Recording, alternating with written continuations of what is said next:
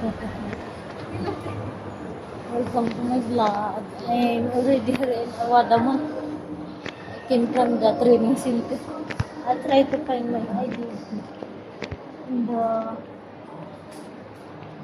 Alansari in Lulu. There is no ID. My ID is not there.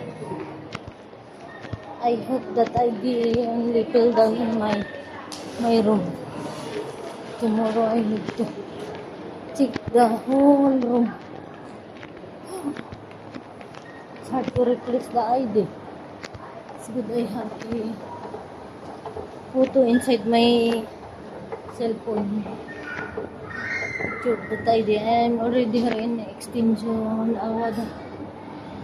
I thought I'm gonna be late with our CG meeting today.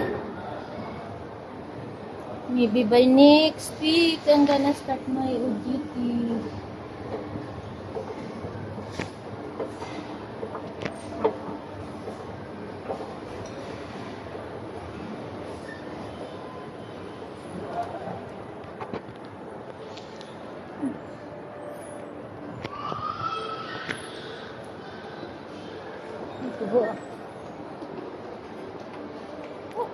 My face became red because of the hot temperature.